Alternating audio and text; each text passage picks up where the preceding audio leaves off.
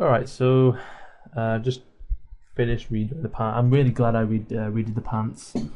I think it turned out so much better than the old ones. This looks, I don't know, it looks more realistic, and the creases, I learned quite a bit redoing it.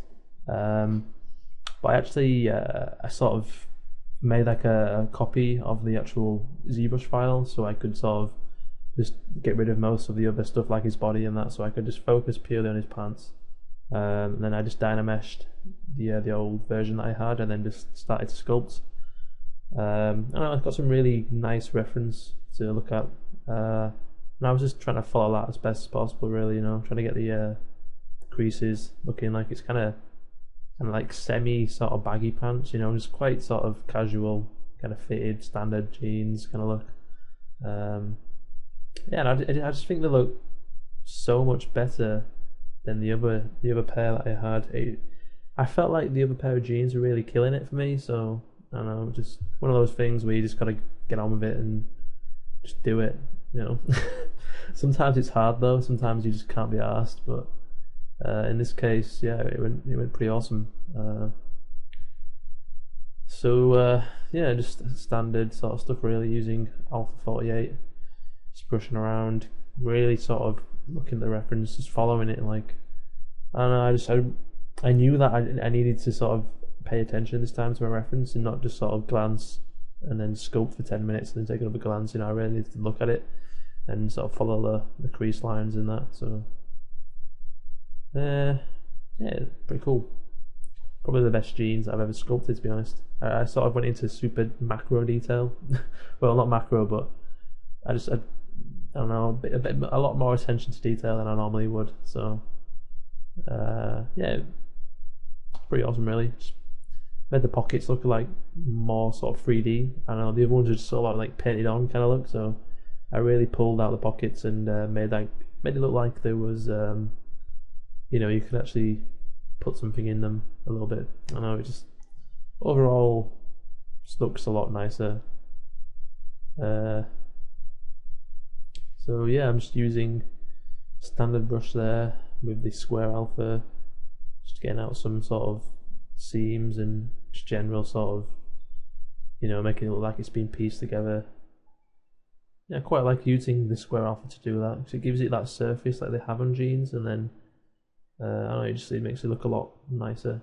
Just getting back the subdivided again, so I'm up to about 740,000 polygons now, so thought I'd get back the tears and stuff on the ends. Adding in the pockets now, same method. It's just that I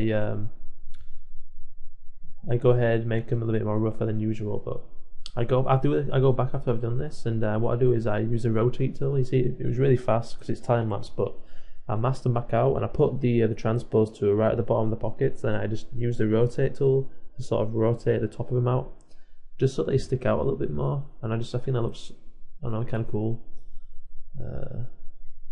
And here you see me just adding a bit more detail on the side of the leg there. I don't know, some jeans have like these little bumps along the seam, which I'm adding here.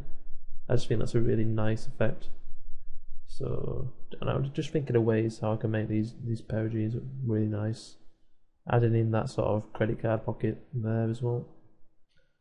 And then I think, yeah, start to add the stitching on now. This is kind of like the final sort of touch for the pants. It's just a standard brush with a bit of roll on and some lazy mouse. It's pretty quality brush, to be honest with you. So yeah, these pants are just coming to sort of the conclusion. I just noticed there that I forgot to do the little pattern on the back of one of the pockets there, so I'll have to redo that. Oh well. Yeah, it's adding in those little details on the sides as well, on the inside of the leg as well there.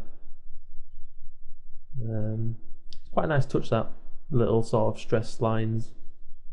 Looks pretty cool. Just pulling out the rips a little bit as well, trying to make them more sort of flared. And then that's pretty much it. I shove it back onto the other model. Just fixing up the bottom of the jeans as well there. Just carrying on the theme that I just continued on the new pair of jeans.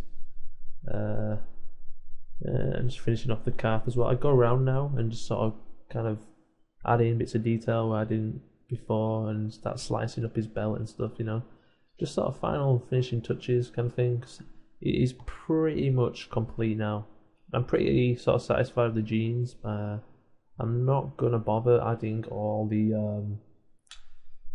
you know, like I was doing before in the last video when I was adding like all the jean texture. I'm just gonna rely on that in Photoshop when I'm actually producing the video game texture. I think it'll work a lot better. I don't think the normal maps will sort of compensate for that sort of tiny amounts of detail. So yeah, just gonna leave them as it is for now. But yeah, I think the creatures are gonna look nice with a nice sort of diffused texture over the top. And that's pretty much it, guys. Just playing around the eye, and then there's a bonus sort of turntable coming up now. Yeah, that's kind of what it looks like now.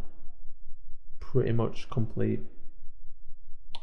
So I'm probably going to start to poly paint him tomorrow. Yeah, it's going pretty well, this project. Should be a good end result. Quite excited to get him into Unreal Engine, see what it looks like in that. So yeah.